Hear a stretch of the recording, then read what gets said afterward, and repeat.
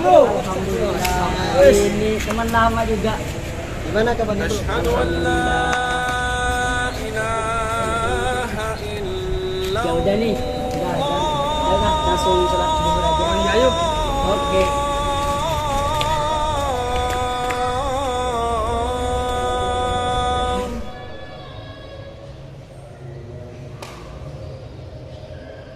La ilaha illallah.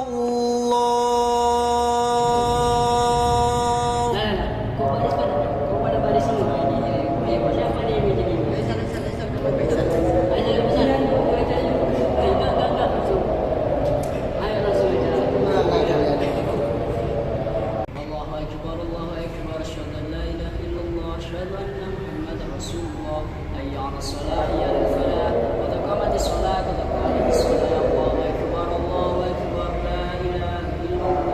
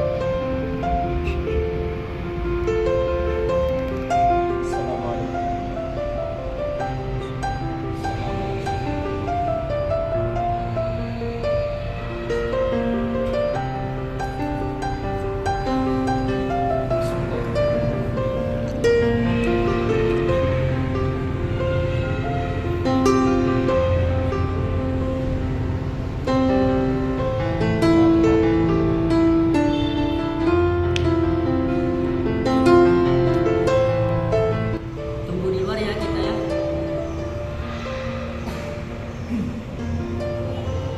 Kak, saya mau nanya kak. Apa satu? Saya selama ini sholat kok kayak gak ada rasanya. Saya sholat ini cuma ngikutin orang-orang. Gimana kamu sholat? Kamu Islam apa? Islam dong. Biasa sholat. Iya kak, saya juga ikut Biar gak salah paham, tanya ke Wahyu sama Malik.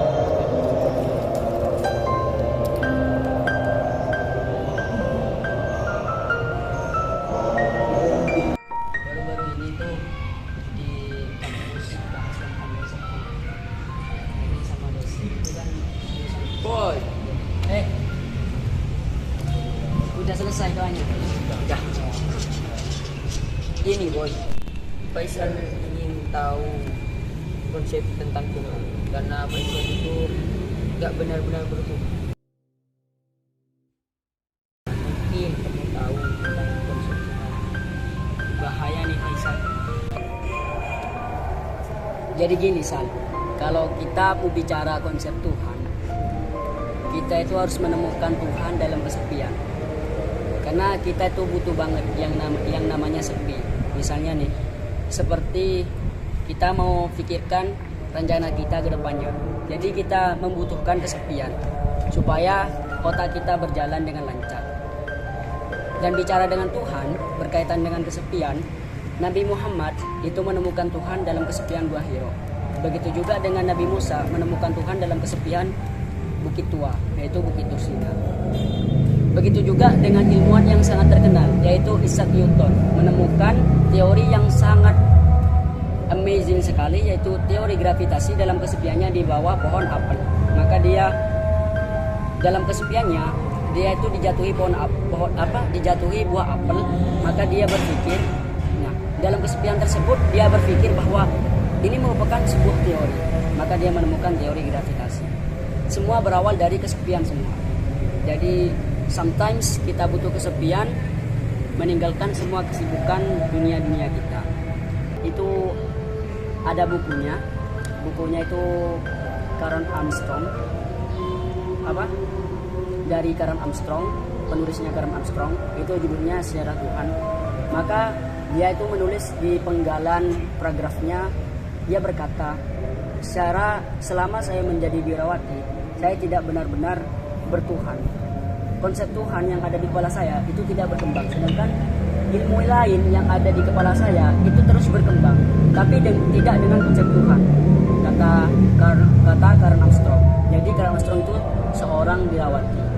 Nah, bicara tentang Tuhan, kebanyakan orang itu tidak benar-benar bertuhan itu karena mereka itu tidak melihat Tuhan, tidak bisa melihat Tuhan. Karena ada pepatah itu, seeing is believing. Jadi melihat itu kepercayaan. Jadi misalnya nih, kamu diceritain hantu sama temennya, kamu bakal percaya gak kalau kamu gak lihat? Gak percaya kan? Jadi itu. Jadi kebanyakan orang ateis menjadi ateis itu karena orang meyakini bahwa Tuhan itu bisa dilihat sebenarnya. Padahal tidak. Karena Tuhan itu sesuatu yang imateri, sedangkan kita ini sesuatu yang materi. Imateri itu tidak bermateri, tidak bisa dinalar istilahnya. Jadi ketika ada orang bilang saya mau buktikan Tuhan dengan sains, itu tidak bisa, karena Tuhan itu sesuatu yang imateri, sedangkan sains itu hanya perangkat materi saja. Jadi yang pertama alasannya kenapa Tuhan itu tidak bisa dilihat, dan itu karena meskipun Tuhan menampakkan materinya, menampakkan zatnya kepada kita semua di muka bumi ini, belum tentu semua orang yang ada di muka bumi itu beriman kepada Allah, kepada Tuhan. Karena balik lagi ke zaman dulu, waktu Nabi Muhammad diminta kenabiannya dengan kemukjizatannya, setelah Nabi Muhammad menunjukkan kemukjizatannya kepada orang-orang kafir, mereka hanya bilang ini sihir yang nyata. Padahal mereka meminta kenabian Nabi Muhammad itu dengan mukjizatnya. Sedangkan setelah diperlihatkan kemukjizatannya, mereka itu malah bilang ini sihir yang nyata. Jadi permintaan itu hanya permintaan prank saja. Jadi gitu. Jadi meskipun Allah menampakkan zatnya, Tuhan itu menampakkan zatnya kepada seluruh manusia yang ada di muka bumi ini, belum tentu semua manusia ini itu beriman kepada Allah. Sedangkan yang nomor dua, sebagaimana kita tahu, dulu kita suka belajar di madrasah itu, Tuhan itu Maha Esa. Artinya Esa apa? Laisa kamitslihi syai'un. Tidak ada yang bisa menyerupai Dia. Jadi Tuhan itu berbeda dari yang lain. Karena gini, di kata laisa kamitslihi syai'un itu ada dua yang maknanya seperti kah sama misal. Jadi laisa ka misal di syai'un. Jadi tidak ada yang seperti Dia. Maksudnya Tuhan itu tidak seperti yang seperti Dia. Misalnya nih, kita melihat orang yang sangat dermawan. Jadi Tuhan itu sangat dermawan, jauh lebih dermawan daripada orang itu. Artinya apa? Ada yang seperti Tuhan, tapi Tuhan tidak seperti yang seperti Dia. Kalau mau diambil ke contoh yang tadi, Tuhan itu tidak seperti orang tersebut. Artinya apa? Tuhan itu lebih dermawan daripada orang itu. Itu misalnya. Mungkin mau dilanjutkan sama ini. Jadi gini, lafaz laisa kamitslihi itu tidak ada yang seperti Dia. Maksudnya itu lebih detailnya, ada yang menyerupai Dia, tapi Allah itu, Tuhan kita itu lebih melebihi Dia. Paham maksudnya?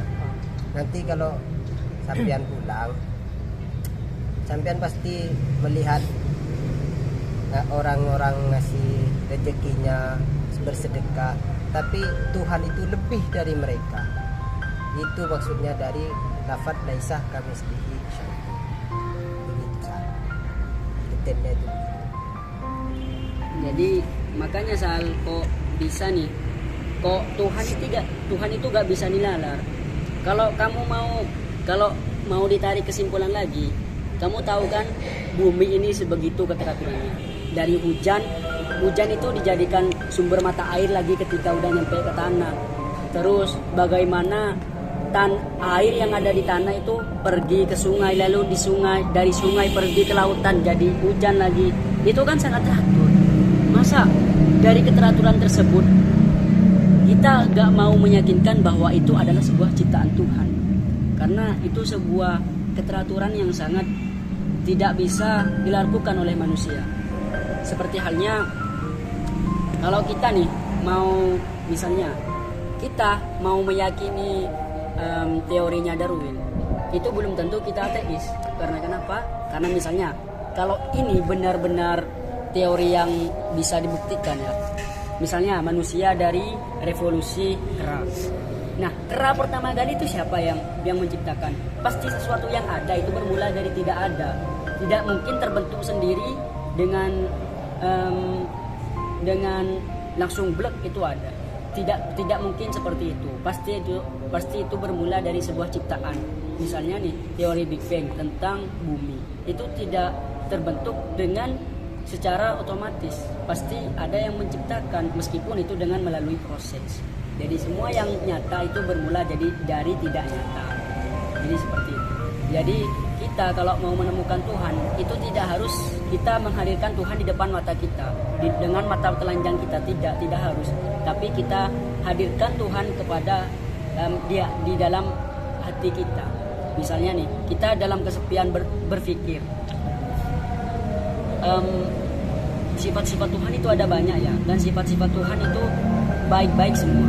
Dan ada orang lewat di depan kamu, orang itu sangat penyayang. Misalnya ada seekor kucing yang mati di depannya, lalu dia menolong. Jadi kamu berpikir bahwa Tuhan itu seperti itu, tapi Tuhan itu jauh lebih penyayang, lebih penolong daripada orang itu. Jadi kamu harus pikir itu. Jadi ketika kamu udah menemukan bukti-buktinya, kan ada kan, itu dari sifat-sifat Tuhan saja, belum dari dauh-dauh Tuhan yang ada di Al-Quran. Ketika semua dauh-dauhnya itu terbukti di Al-Quran, maka kamu akan lebih yakin bahwa Tuhan itu ada. Dan kamu harus bertuhan, karena setelah kematian pasti ada hari pembalasan. Nah, makanya tuh kalau ada orang ateis sama orang yang bertuhan, orang yang bertuhan ini punya dalil. Ketika kamu mati, apakah kamu akan rugi? Bertanya kepada orang ateis. Kamu akan rugi karena kamu tidak bertuhan di masa hidupmu.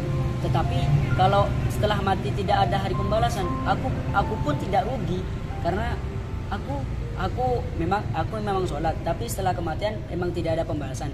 Aku sama-sama gak rugi. Sedangkan kamu itu rugi kalau memang ada hari pembalasan setelah kematian, karena kamu tidak bertuhan di semasa hidupmu. Jadi gitu. Jadi kamu harus bertuhan.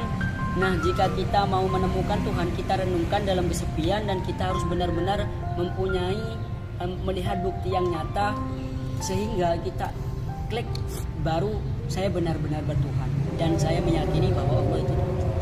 Jadi gitu. Bisa dipahami kan? Ya, insya Allah saya bisa. Coba nanti kamu pulang deh, nanti kamu lihat tuh orang-orang yang baik, orang-orang yang dermawan, orang-orang yang penyayang dan seterusnya. Pasti kamu berpikir Tuhan itu lebih daripada orang itu. Karena itu tadi, laisa kamitslihi syai'un. Dia itu tidak seperti dia. Pasti dia itu melebihi dia. Rasa penyayangnya, rasa dermawannya. Jadi seperti itu. Oh ya sudah. Kalau itu makasih ya, saya mau pulang dulu ya. Oke. Ya, Sal. Oke. Kapan-kapan main lagi, Sal? Mana tadi Sal? Paham? Oh, saya paham. Saya udah tahu sekarang bahwa Tuhan itu udah benar-benar ada. Kalau kamu gimana? Paham juga, kata waktu itu. Terus dengan diam, harus tenang, baru kita nyampe ke Tuhan. Oh, gitu. Itu saya yang paham. Sama saya juga. Saya percaya.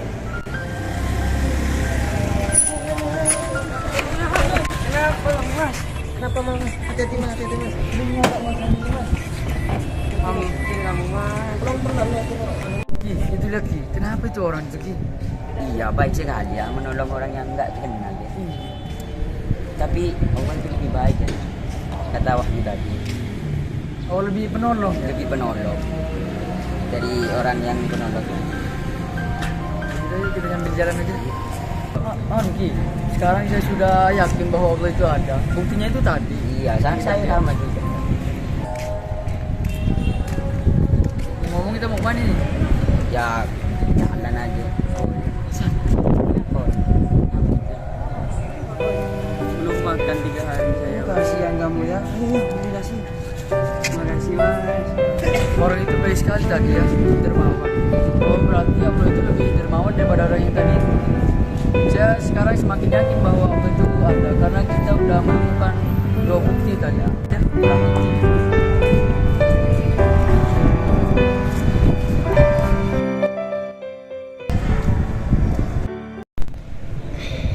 Sekian dari kelompok kami. Jika ada yang kurang paham bisa ditanyakan di kolom komentar. Jangan lupa like, Komen. And subscribe. bye bye.